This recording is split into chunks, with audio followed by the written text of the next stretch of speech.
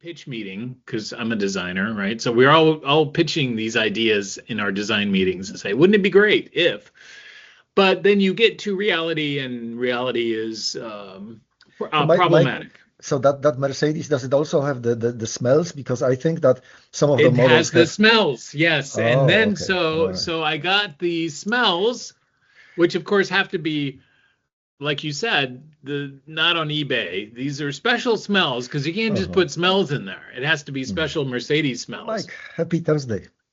Happy Thursday, Jack. Hey, we are in our, we didn't have an anniversary, so I'm not paying enough attention, but we should congratulate ourselves. I think we're over a year Mm. into Oh, this of episodes. Yeah. So at least oh, more than 50, oh, 54 or something. But yeah, talk about yeah. poor Building an up, management.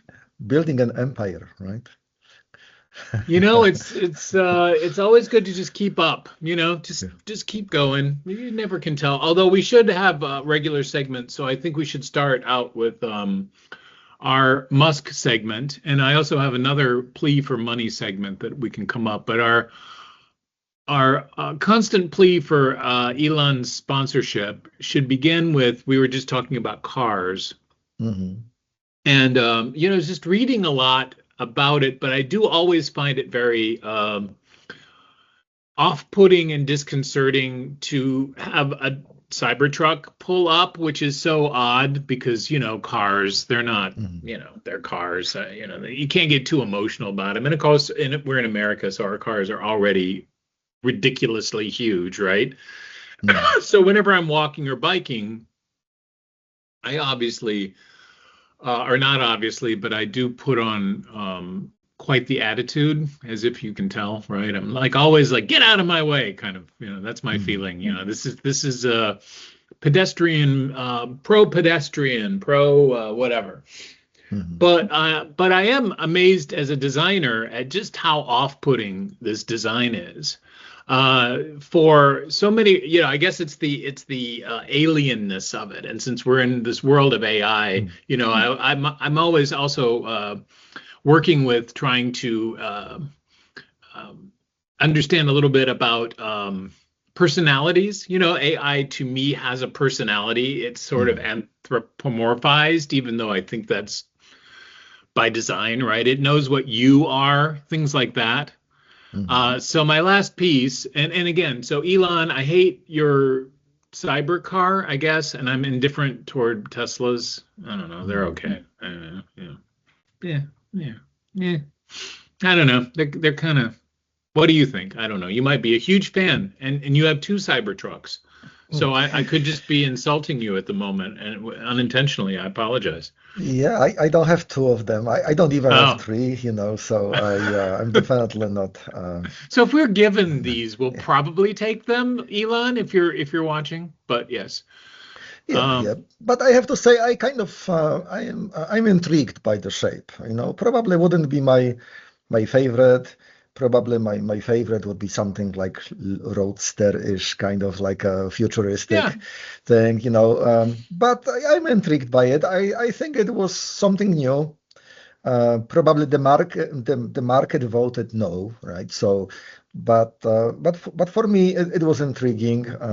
But then there's generally I have a very negative view on cars, especially the new ones, because of the maintenance and the built-in obsolescence and all the plastics stuff and the subscription. So if you want to have a heated seat, you have to subscribe to it. So yeah, I would say that my preference is kind of ended maybe with the 2015 Honda Civic.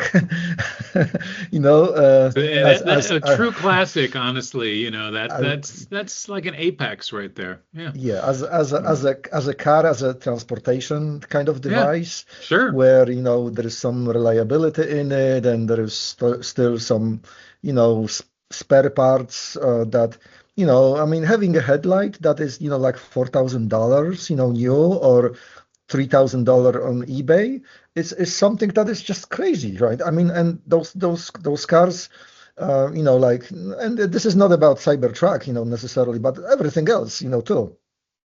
This is crazy. Like, how are you supposed to be maintaining a car if this is your transportation device, right? I mean, it's kind of getting crazy.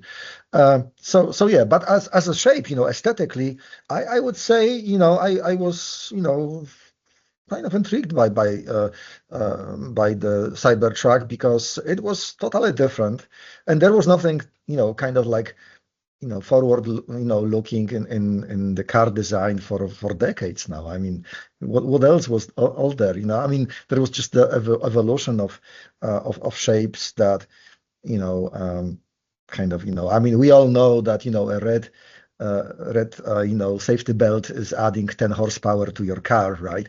But other than that, I don't know if there was anything interesting. Well, that could. I mean, I like your take. I mean, being a bicyclist, and that's my main form of transportation. And whenever I'm in a car, I just start to notice, and this is maybe I mentioned this last week, but I'll just tell it again. As I was in my brother's Mercedes. Did I already tell this story? No, no. Okay, so my brother had a Mercedes. He's always had Mercedes, and he always had a pretty new one. And the last time I drove in his car, apparently he wrecked the car by running into a deer. So Mm. even better to wreck your fancy car because then you get an even fancier car, I suppose. So this was Mm. his new car, and so he couldn't help but show off all the things this new car did. So this Mercedes, for one, sort of like hugs you, I guess. Like, so whenever you're moving, it has this piece that sort of like pushes against you to keep you Oh, from feeling like you're going to slide out of your seat, which I've never felt before, but okay, really cool. whatever. Well, this is the thing. And so then, of course, it's seats have massage chairs in them. Mm. So they are, constantly vibrating and moving and doing all sorts of strange things. While that's happening, the entire car interior lights pulsate, and then there's this sort of like vague calm thing that it does. Okay, so there's this sort of calm, uh, moody, whatever, which does not work on me, but I Mm. was still like amused that in the pitch meeting, because I'm a designer, right? So we're all pitching these ideas in our design meetings and say, wouldn't it be great if?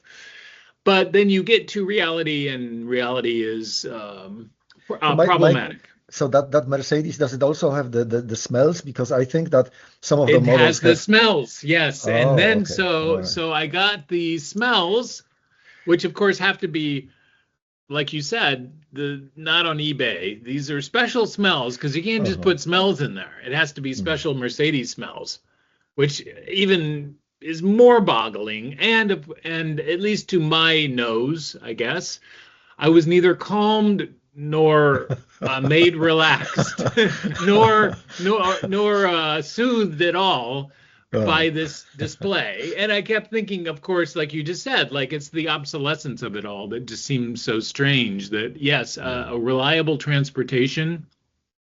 So I counter it, of course, with I think my air conditioning went out about 4 years ago, so I have not had that fixed. I think, let's see, my rear muffler fell off when I got it attached. The check engine light has been on for about 2 years. My re- uh, uh, wheels are probably going to fall off shortly. I don't know. Again, my point Mm. is like, yeah, I could care less. Like it's a car, like it turns on, pretty much gets me from here to there. I am just not in the market for this thing, but I do think that while aesthetically on a piece of paper, there's something whatever about the Cybertruck, it's being next to them that's so weird. Like they're just so oddly ungainly shaped. I think, like, if you kind of put a car next to it, it's like a smoothed out, or not a smoothed out, but like a more rectilinear car. Mhm. I find that part to be more off-putting because Mm. I don't know if you've ever been hit by one, but of course, being a cyclist, I have been hit by cars before, and Mm. uh, and I've run into cars. So my advice, Volkswagen Bugs, don't run into them because you go right into the rounded hood. whereas most cars you flip up on the hood. This is how they get away with this in Hollywood, right? It's like you can sort of go over the car if you're inclined. I guess. But when the car is rounded, it's not. And then it just had this other feeling of being like sharp, right? Which is another thing that you don't want to feel about these very heavy, imposing objects, right? You want them to be smooth and anthropomorphic, I guess would be the word, right? Like more human.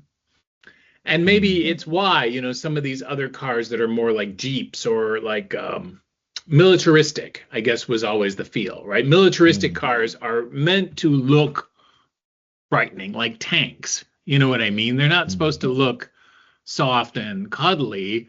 So it's interesting to go in that direction. That's all. And so that's why I think every time I see one, it's always a little bit like, I don't know. It just doesn't fit, right? Even though all these other cars are as boring as humanly possible, which is another thing I hate about cars. It's like we only buy gray cars for some reason in America, right? So every car is white or gray or black. So it's this kind of sea, that gets very visually uninteresting. And this is also, again, it's not a color. It's the same. It's gray, So it's that other feeling of like it isn't trying very hard. But Elon, we will take both sponsorship, and free Cybertrucks to be mentioned. Yeah. So our I don't know. Do you want to end our plea to Musk part of the show with your own personal Musk plea? Well, I mean, I have a kind of follow-up topic for Musk, and this is kind of maybe you are an expert in kind of investing. So apparently the huge IPOs are coming up from Elon and then from Anthropic. So I don't know if we want to start this topic, but there's going to be about 3 trillion IPOs coming online this year, and apparently the deal is that those stocks will be listed on the major indexes. So so correct me if I'm wrong, but is the mechanism is going to be that those going to be huge IPOs? People who will buy during IPOs that kind of get on it right away will have opportunity to cash in quite a bit, because everybody will know that because of the listing on the indexes, all the index funds will be forced to buy those stocks. And what worries me tremendously is that they're gonna be the IPOs are gonna be maybe like a small percentage of the company, but the indexes will treat them as buckets the size of the company. So even if there's going to be $100 billion of the IPO sale, the index fund share is going to be considering this to be $1 trillion company. So they're going to have to kind of buy a huge chunk by law, basically. And then those guys who get on the IPO will have to hold the stock for a short period of time, and then they will dump it because everybody would know that the indexes will have to buy it, and then that will be a very dangerous kind of volatility. I mean, that will contribute to the very dangerous volatility of the market. I mean, is that something that kind of concerns you a little bit? And we should I love your take. Yeah? Actually, I hadn't thought of it that way, but I could be wrong. I could find out. But so I have a stock exact kind of in your situation that you have different tiers. So the most profitable companies, right? There's a fund that says here's the companies that make the most money, and that kind of is this index. And the nice thing about such algorithms, I guess you could call it that, right, is they're not very personal. We don't care what the company is as long as they have X amount of profit. Then there's inclusion in the S&P 500, which is what I think you're talking about. Now, I believe that has more, it's like the Dow, right? The Dow is just somebody made up some stocks. That's it. Like there's nothing special about it. It's weird that we mention it all the time, but it was kind of done, I think, for math reasons. Like it was just easier to compute. I don't know, was Yeah. it 22 than it is 500? I don't know, something like Yeah, I that. mean, So how do you bucket, right? How do you measure things, right? Yeah. yeah, exactly. So Mm. these are all just kind and every fund, to my knowledge, and this is something I look at very closely because it's weird that you can think you're diverse, but really all of your money is in Nvidia. You know, that's what you Mm. can look when you really look. Like it's still in the same stuff because they're not, clever. How's this? They're not trying to be clever. They're trying to deal with what, thankfully, or I was just saying the other day, we invented here in Chicago, which is the derivatives market, right? So the derivatives market kind of is the check and balance of a lot of this, that the Mm. actual movement of stocks is more controlled by derivatives rather than fundamental company stocks. So for, I guess, I think the multiplier is 10 times 100, I don't know, but it's so much bigger than the stocks that underlie it. So consider that to be the betting market or the hedge market or the risk aversion market, right? So that you can go in and once something's publicly traded, like you can do all sorts of fun stuff. But Mm. to your point, I don't think they get included in these um, indexes that are the must buy indexes until they start to report. So the thing is, remember, these are just private companies. SpaceX could make no money whatsoever, right? And Mm. so the point is it an Amazon? Like, I just want to take over putting stuff in space, right? So I don't care about making money. And as far as I know, I keep getting shoveled money by people, right? Like I have, however private equity works, I think that's the new word, right? Private equity is just like, yeah, I want to cash out someday or Mm. not, right? Mm. But once something's public, then you've got to not cheat, not be weird. And as far as I know, Elon, even though the money that comes to us is not reported on his tax returns, you see what I mean? Like I think Elon's pretty uh, notorious for shuffling money around in these companies, Mm. right? Even though they're supposed to not, that's like not good law stuff. You know what I mean? You're Mm. supposed to be above board. So I don't think it's going to have the effect you're thinking immediately. Now the question is does Anthropic make any money? We don't know.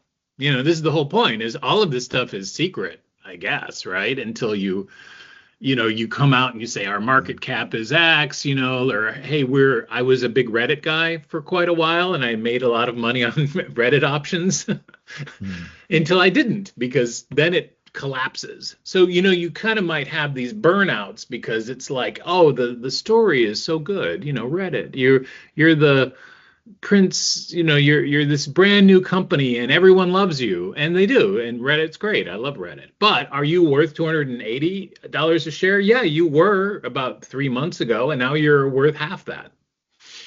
So that's Mm. where I think the automatic buying of companies is really about kind of this track record of making money. And neither of these or all these IPOs are just starting out, right? Figma Mm. came out a while back. I was really shocked because love Figma, been using Figma since they started. Just used Figma Make, which I have not written up, but I love working with that. It was really spectacular, Mm.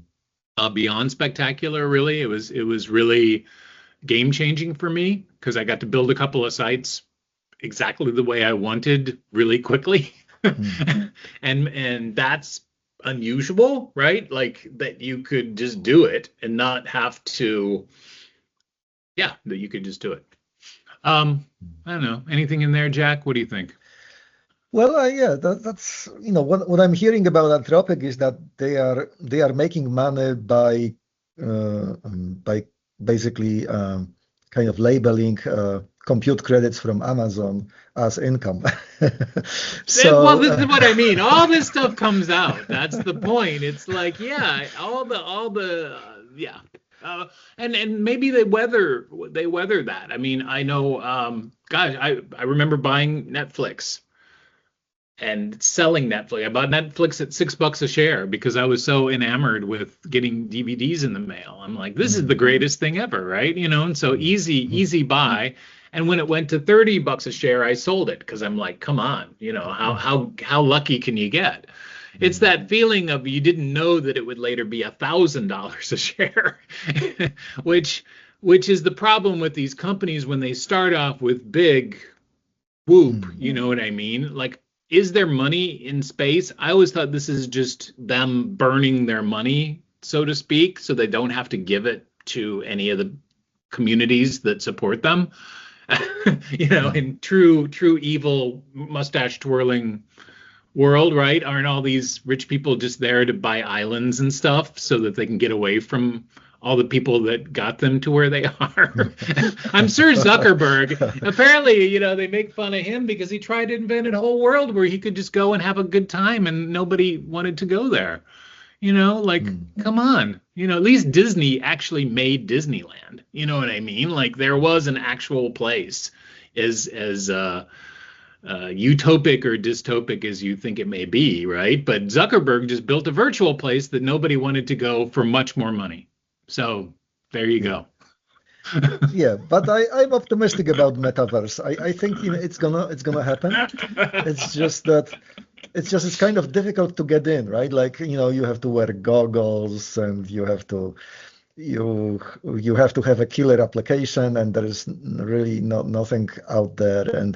And then if you kind of want to do gaming, then there is other outlets, right? So yeah, but Metaverse may actually happen, so that we can have our Mercedes, sports cars in the Metaverse for a tiny, $999, not 99,099. Oh, okay, all right. So you're thinking the virtual stuff thing's gonna fly? I don't know. I'm still a fan of stuff. See, that's the problem, right? I mean, real things are useful, whereas virtual things, I think we talked about that a few weeks back, right? I'm still looking for AI to help me organize my crap, and I'm still falling short because I haven't been accepted in the Claude computer, or is it Claude, or is it I think it's the Perplexity compute.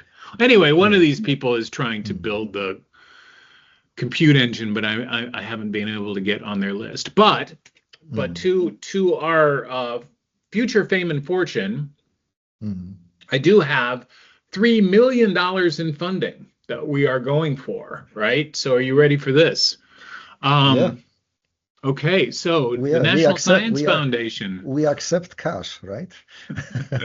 Well, unfortunately, I think the caveats are interesting enough. So I just got this. It said the AI Ready America Initiative. Okay, so here's the NSF providing, let's see, it's one is 3 million, but apparently, okay, here's how it works. It's already America supports the development of state or territory level coordination hubs that connect partners across sectors, strengthen planning and deployment of AI resources, rapidly scale access to AI tools, knowledge, and infrastructure.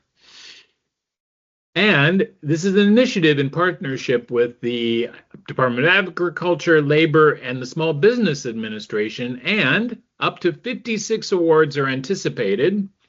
That's probably one per state. Round 1 is 10, round 2 is 20, and round 3 is remaining. I don't know what that means.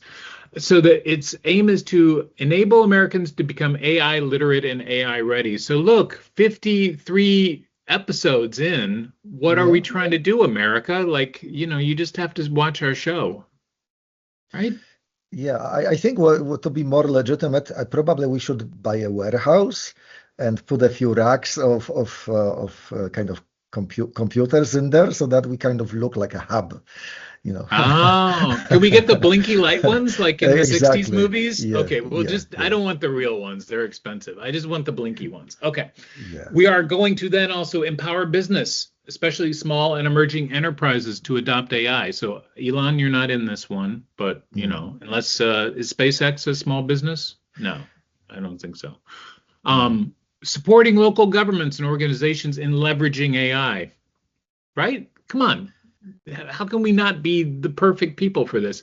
Strengthen workforce capacity through training and experiential learning, Yeah, professor here, yeah. experiential internships, project-based apprenticeships. I guess that means you have to talk to people. I'm not good at that one. I don't know Mm. about that one. So yeah, it's you get one proposal per institution. So I'd have to really leverage my Northwestern clout Mm. to be the one from Northwestern. But historically, I will say, speaking of Facebook, back in the day, this was a while back, Facebook offered all the agencies, these were big ad agencies, and I worked Mm. for a big ad agency, and they said, hey, come up with a first ad unit for brands that we're going to put on Facebook. You come up with how it works.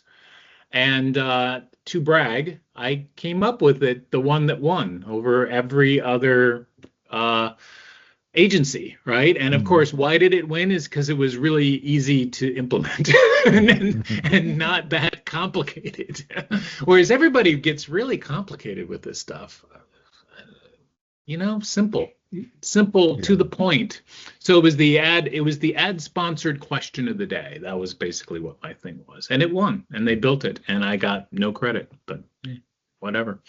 So now here we are, one proposal per institution. We just have to come up with the right one, which is Yeah. puzzling, right? AI being taught and helping people. Is that even possible, Jack? I will say my most recent post, which I have not been promoted. And speaking of Mm. money, like if I could only get promoted, but I did write it very quickly, and I thought it was funny because I try to be amusing, I guess. But the topic, how to get AI to shut up. So I think we talked about it a little bit. Like I'm trying to get it to get to the point quicker. And Mm. it becomes a very meta problem because, elaborating and being verbose is usually a good sign. But I'm thinking in this world, it's like, no, how do you make things that are very complex really succinct? So Mm. my students this week, you were asking, this is second week. So week one is two truths and a lie. Mm. Everyone goes in and does two truths and a lie. And I've got about 14 or so students. Oh, and I don't want to go off of this. So do you have the perfect idea of the one sentence that can get us into and have us win over the NSF? Mm. Well, maybe not one sentence, but in the Neil Stephenson's book, RIMD, right? REMDE, Remedy, right? yeah. There is a world that is kind of like maybe not the primary kind of character, or the primary kind of artifact in the novel, but essentially, something like a Second Life or World of Warcraft, you know. Could be a platform where we would kind of exist as an I mean, what was the basis of success for the World of Warcraft as a game? I mean, people are still playing it and paying subscription. The funny thing is that there was. I think there was those studies at universities about network traffic, and it was always World of Warcraft was 40%, Facebook Hmm. was another 40%, and then educational stuff was whatever was the leftover bandwidth, right? So Yes. what was really the kind of like the hook, that made everybody love that system as a platform, that you walk around, you kind of do some things, and you kind of improve your qualifications, and kind of improve your powers, improve your faculties, and kind of so perhaps there's something that can be transferred from that model into that proposal where, hey, let's create a virtual world, and maybe the NVIDIA ecosystem can be the foundation, right? So that their metaverse Hmm. and their characters and their voice generators, that kind of thing, and then maybe that could be something that people will go to and maybe ask for help or complete the project, and it wouldn't be too difficult for sorcerer, in our world to kind of create the Excel file for you with all the, Okay. calculations, right? So, and instead of kind of making it an office, we're gonna turn this into a magical world, right? It Ah, comes okay. comes from magic, not from Cloud Excel So generator. you have Harry Potter fever now that it's being rebooted, right? So this is the magical world of government data Well, collection it's or it's something. it's not me. It seems that the market decided. As much as market decided that Tesla Cybertruck is not exactly the greatest design, maybe we should kind of go with the market, right? Like, hey, definitely there is some Blizzard. The Blizzard guys came up with an idea, for this thing, like 2 decades ago, and probably they Hmm. never dreamt about the success level of that area, of that kind of line of thinking, right? Interesting. Yeah. Well, and we could do Steam as well, right? I mean, some of these Yeah, things are yeah. just like, hey, what's the real game in this game, right? Like, is it interior and it's somewhat, like you said, it's subscription based or something that we're used to Mm. now, and especially not to mention this, but is it all these subscriptions? Actually, it's almost terrible. Sorry, I'm mad about it Yeah, in a way because yeah, it's like, boy, yeah. you have to subscribe to so many things. And I just got a domain renewal, and they charge you 99 cents for the first year, and then the price goes up. Of course. I Yeah. know, but I was like, I really liked the introductory price. I wanted that to be the Yeah, price, and I didn't go for this. See, this is why you should lock in the rates. yeah, This should be the new thing. Oh yeah. boy. I bet Elon knows how to do that, but we You are not think privy to. you're like, Yeah. can I get the subscription to get my rocket or my satellite thrown up there, Mm, whatever mm. SpaceX does? Is that all they do? So they just throw satellites up there? I know there's Yeah, Starlink or something. I don't know what that is, yeah. but It's kind of like a very high tech cash cow. It's mm, definitely the name doesn't do justice to the rocketry and then the stuff because it's very cool. There is no question that reusability landing rockets, it's extremely cool stuff. But at the end of the day, on the balance sheet and the bean counters consider this a cash cow. well, and speaking of cash cows, apparently we just threw some people up to go around the moon and come back. Like what was that? What was that?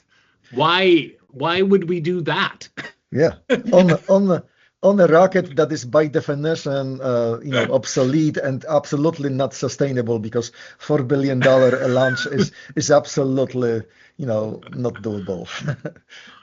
Okay, but still, it's like apparently they had to go look at the backside of the moon to check out if there's a Denny's or I don't know what they were trying to figure out, but you had to send some people up to do this. It's God, makes me wonder, you're right. Is it heroic or anti-heroic now? Because you're like, Yeah, well, now that you don't need to do that, like why risk it?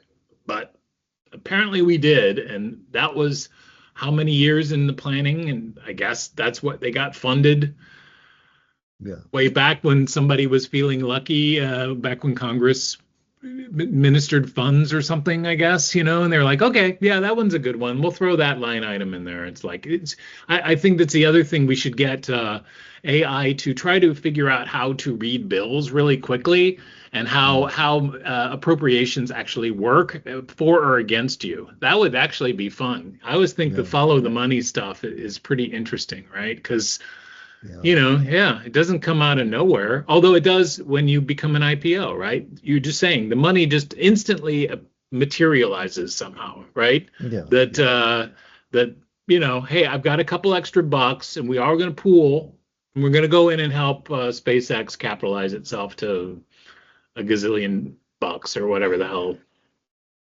Well, but joking aside, I mean, I this was is a being serious anyway. this is a tremendous adventure. I would say, I mean, having permanent, like a city on the moon or on Mars, it would be something extremely cool to my, you know, for me as a nerd and for me as a kind of avid sci-fi reader, it would be great. It's just that, doing it, like this, with a rocket that is $4 billion a launch, and to set up a space station, on the surface there, you would have to have hundreds and hundreds of launches, right? That is not how you can do it. So it was a training mission, probably, maybe PR, kind of stuff. But then what's the alternatives? Well, again, Elon seems to be the only one who can send, a rocket, up into space basically for the cost of fuel, right? So if this is, $300,000, kind of, basically methane and liquid oxygen kind of price tag to send something to the orbit versus 4 billion, right? Then, I think, there is a little bit of credit due, to people like Elon. Well, like you said, the equation of the economy of the like day to day, right? So I think whenever you see something get cheaper, and being in higher education, I will say, I don't think it's gotten cheaper, right? I don't No. think that anything has gotten cheaper, in some weird ways, that as things inflate in price, they don't go back down again. You don't get a discount coupon too often anymore. So you're kind of anchoring the cost of some things versus its utility, and how useful is it to have a degree? How useful is it to have things in space? And when costs go down, yeah, it might open up, new experiments. I think we're on that with AI, and we've been there, right? Which is that there isn't any real clear outcome from this technology, right? It's just that it does have capabilities that are unique, and I think should be celebrated because it's such a surprising thing Mm. to have happen, right? Yeah.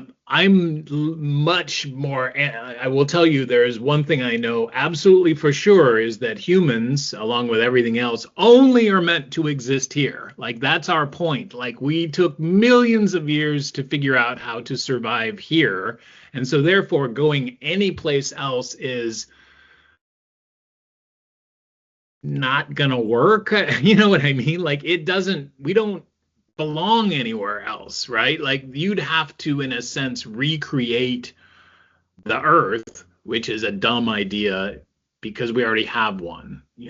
It's the same thing. I guess the Mm. guilt, was it guilt or was it just the way things go of Carnegie back in the day to start up a university, as many of these rich people did. I was just at the University of Chicago, so when you're super rich, by all means create a university, right? Brick and Yeah. mortar, go for it. So you got Carnegie Mellon, but he also decided libraries were good because if you ever wanted to know anything, it'd be great to have a resource to be able Yeah. to Yeah. find that. So the guilt of having all the money in the world is not, to me, best spent in going to Mars. You know what I mean? Like the guilt should be spread somehow in, let's say, free internet for everybody. How's that, Elon? Mm. Especially for us. Yeah. Globally across the world. Let's just put it that way. So then Mm. when that drops to zero in terms of cost, then what does it mean? Well, it just probably means that more activity, I don't know. We'll figure out. So we already remember back when it was so bizarre to have video over the internet. Like that was the weirdest thing ever, going back to Netflix and their little discs, that Mm. their queue when they first started out, like they had like 100 movies, and you'd kind of have to like Mm. figure out, from this very weird list that you could watch it in real time. All these things were just like amazing. And even now I find it amazing because I just had to share a video that I took on my phone of my son's ceremony, them Mm. getting married, right? So I Mm. have this 20, 30-minute clip. And I think that all the time, at least Apple promotes, it's like, oh, we shot a movie. And you know what I mean? They're always promoting how cool their cameras are. Well, I didn't realize this Yeah. this this file is like 3 gig of video footage. Okay. So first of all, just moving that around Mm. took a lot of time, and you do an amazing job because we're going to go on and on, right? But apparently we don't move around much or something. So all these videos that you bring to me are usually less than a gig, Yeah. which is great. But if I ever edit them, they become anyway. It's this space movement problem, which Yeah. is still also amazing that I'm reading. Speaking of books, I think I told you I'm reading Dungeon Crawler Carl. Did I tell you I was Dungeon Crawler Carl? Big thumbs up. I'm on. I think I'm on book 6 already because I'm like, it's one of those, and it's really a fun book. Totally recommended. So Mm. really fun. It's kind of about gaming plus social. It's kind of like our show. It's entertaining and also got some wit, some good fun witty things. But I'm reading something too. oh I don't know if this is kind of visible ah very well. yes. History of AI. It's a great stuff because they kind of put in this kind of like the theory of thought, theory of kind of like what the soul might be, right? These kind Wait, of hold on. early Put that things. up again. For some reason, they used the icon for Adobe Illustrator, which does not. They if you're gonna get the AI to make you a cover, you Yeah, got to it's use a different font. Yeah, I'm probably yeah, like. yeah. In Yeah, any case, but yes, but sorry. They go ahead. it's a good resource. So it's kind of like the chapter, for example, the age of enlightenment and development of thinking machines, starting in kind of like you know in the BC times, and kind of like thought automation, right? So they kind of have chapters on thought automation. It's kind of great. I mean, I got so many ideas from this book in terms of how to to your point about like getting AI to the point, or kind of making the AI aware of what we want and kind of maintaining the maybe not consciousness. I mean, Dario Amadei, I think published something that he doesn't know if the AI is conscious right now, but they are open to the idea something. So yeah, Yeah. but Okay. yeah, Yeah. yeah. But talking about books, it's kind of a good it's a good kind of refreshing read, for kind of Yeah, and, maybe and some. perhaps I can point out, I think this idea of AI consciousness is very similar to our moon base. You know what I mean? It seems like it's a good idea, except reality is not on your side, right? I think we Hmm. all we already have something in Antarctica that somehow we keep a base there, and this is kind of the scene for the thing and things like that, where it's like you cannot get in, you cannot get out. It's very isolated. It's a very at least they have water. I mean, let's put it that way, right? At least they Hmm. have some human things there. So Yeah. I think that was the last thing is they're on the other side of the moon saying, do you think if we could find a little water over there, we could probably end up or something? I don't know what they were thinking. I don't know why you'd need somebody to peer out a window for stuff like this, but I don't funding, Yeah. we of course are so well funded. That's why. You see what I mean? If you Yeah. can't Yeah. convince anybody that it's a great idea and have complete confidence. So my students have gone through their two truths and a lie. Lies have been revealed. I'm still waiting on one person, which is perhaps the whole point of being a teacher is there's always somebody. And I'm like, why is there always somebody? I keep thinking of it like if you were a coach, you be coaching the people on the team playing, or should you be worried about the people on the bench? Hmm. I don't know. Where should you be? Like, should I just be thinking, it's like, God, you look really well rested. You really, you should get out there and play. And that's what usually takes up most of my thoughts, which is like, play the game. I'm waiting for you. And people, there's always somebody. Why me? Yeah, But well, yeah. yeah.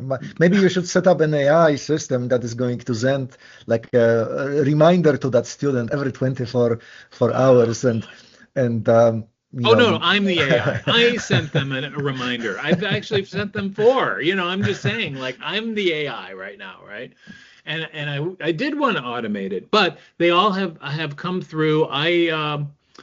The goal of this, and this is the twist. So the first module is that we're all going to be very congratulatory because I personally guessed, I think, almost 7/8 of them correctly, right? So I picked the lie out of I guess there's 13 or 14 people, and so I guess, yeah, 10 out of, so 3 wrong, 10 right. So we're all going to figure out who is the best guesser, who's the best at lying. We're going to do the leaderboard, right? So we'll go back to the $3 million that we're going to get. You always need a leaderboard of some sort. So somebody has to, and I think when you were talking about it, we should reinvent that scene from the Michael Douglas movie where they have to go in and there's virtual filing cabinets and they have to go in and virtually go in and find the virtual document. I'm trying to remember. I think it was called, anyway, it was some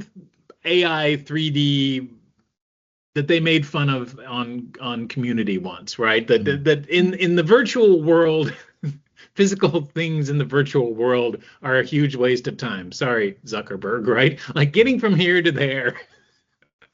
Maybe in WoW they figured, can you teleport in WoW? Maybe, I don't know. Like walking around with nothing to do is not what people want, right? I guess they want to wander around and find some gold, or what do they do in these games, right? You're always bumping into piles of trinkets to keep you from getting bored. Yeah, exactly. Yeah. So you are walking around and kind of collecting gold bars, right? Right, And because getting from here to there is a boring thing. That's why we have cars that massage us, and we're bringing it all together, right? Like if I could just get all of my relaxation done while I'm in the car is apparently a use case for cars. Whereas I find them annoying and distracting, and I don't like them.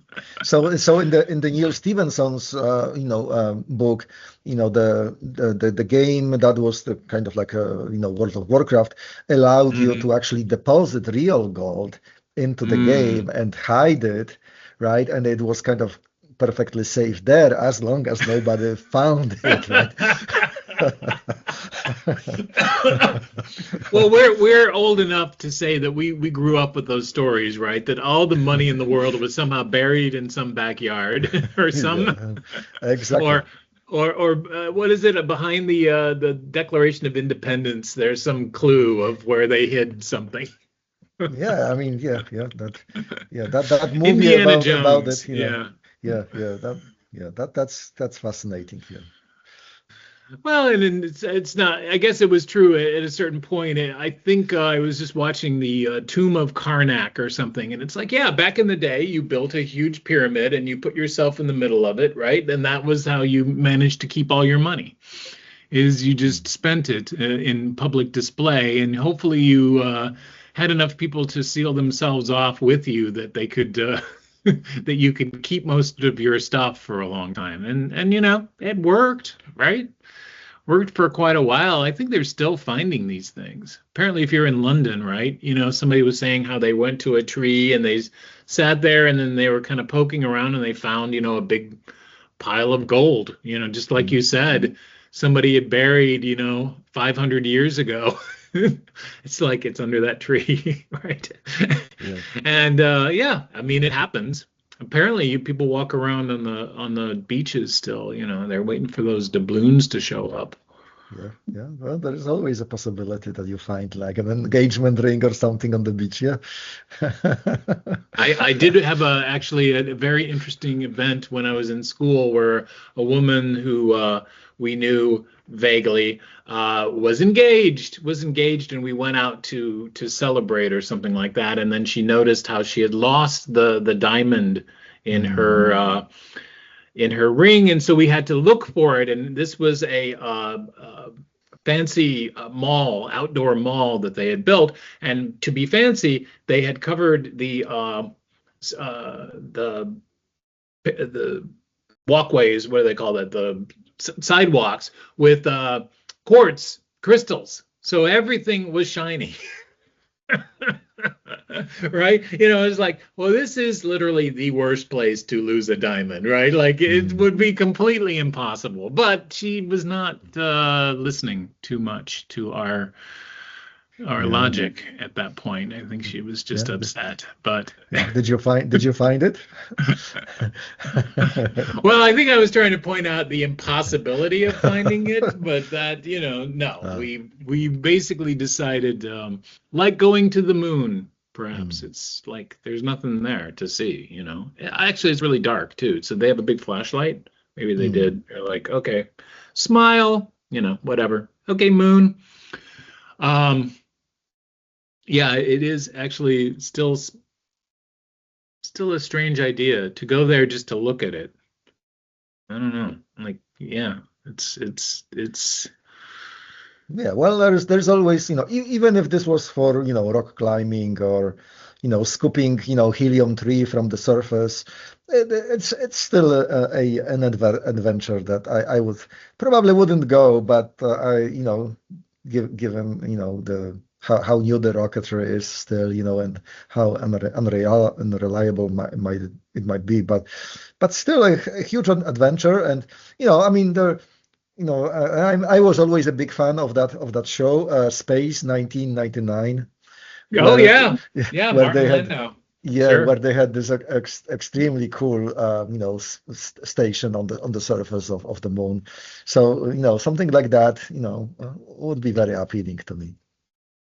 Yeah, I would just say probably in reality it'd be the least glamorous place on Earth. That's all I can tell you. I think it's going to Mm. be like the space station. You know what I mean? Like this is going to be built for function, not by architects with the Kubrick, big windows and looking out upon the Earth when you're Yeah, doing your phone calls. It's going to not be yeah, glamorous. yeah, yeah. Yeah, But it's you're probably right. I mean that world is kind of being shown. I mean the latest version of the movie Alien, right? The Romulus, is exactly like that. Extremely kind of the Wayland Corporation, really doesn't care about his employees, and it's everything. It's kind that's of right. dark And and and by the in the way, yeah. portholes cost money. That's the apparently the brand new jets that are also controversial, but one of their selling points was bigger windows because they don't have to do the same uh, method of pressurization, I suppose, or Mm. something. I don't know much about it, but I know they were able to keep humidity in the plane because the plane's made out of carbon fiber, not made out of aluminum, so it doesn't have the same issues Mm. that normal planes do, which is interesting. But as I said, you're talking about some considerable cost to get, Mm. more vista views. That's why they have trains. All I can tell you, Well, go on well, a yeah. I mean, train. maybe our discussions will be very, very obsolete very quickly. I mean, there is also people who say that AI will solve science, like this year or next year at the latest, right? So Right, right. that probably would mean that the rocket engine is not going to be the Newtonian propulsion is not going to be necessarily the only way to kind of get into space. So if that's figured out, then perhaps we will be you know, we will get our flying cars. So Tesla Cybertruck is not going to be just, well, has wheel, but it's also going to fly around. If it flew, well, then it would crash constantly. So there you go. That would be the fun of it. And then you'd see them literally dropping out of the skies, I guess. But no, that would Yeah. be scary.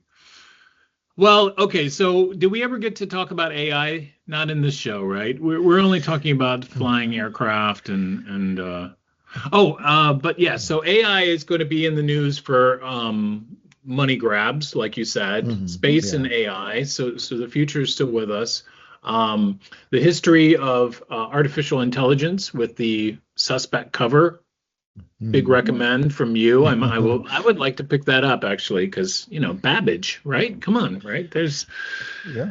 Everybody, everybody was in the game of trying to figure out this for so long, and it just was weird that it ended up happening like this. My article is out about how to get AI to shut up, which is a real exploration into the end S or end tag, because it has to predict an end, which I think is even more interesting, that as its little tokeny thing gets tokened. So if you think of that pinball machine that is a LLM, right? And the thing's bouncing around all the time, that it actually has to have in there the idea to stop talking, or the idea of ending. And to me, that I went back and forth for quite some time with it about this, because you can't tell it to get there quicker. The meta prompting on this is sort of interesting, but the meta prompting is what will help us with the 3 million, because guess what? Everyone has, Jack, a short attention span.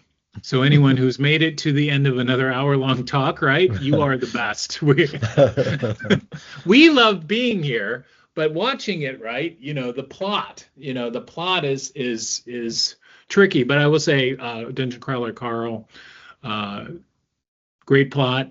A lot of fun talking about leveling up, talking about all the game mechanics, because that's the conceit of it, is the game, the end of the world game, or whatever they want to call it, the guy has to endure. So fun stuff in there. But yeah, game mechanics in any situation is a fun topic. So glad we got to it. Yeah, me too. And I think, maybe an extension to the idea about kind of getting the AI to kind of like being more succinct. Maybe the problem will be solved through the economics of using AI, right? I mean, if let's say you have an AI that is going to cost you, $1 per word, for example, right? Then we'll go back to telegraphs, right? They charge you per word. Yeah, you would prompt it, really carefully, knowing that this is, because right now everything is kind of credits here, credits there, right? You are paying for the tokens, but really not. Maybe there's some kind of, like OpenAI. It's kind of like, like how much, $1 billion a year, kind of in the red, because of the cost of the tokens and the electricity that makes them, right? But if you have that kind of constraint, then then maybe, okay, so you have a model that you talk to. It's a $1 per word, but let's say that model can cure your diseases, right? Or it can solve all the math problems, right? Or write you a book that is going to be like better than Tom Clancy and Stephen King, right? Then that's kind of becoming an interesting world, right? It's where you. All I can say, I don't know why I'm keeping an eye on the clock, but that sounds like a perfect idea for next week, right? Because that's true.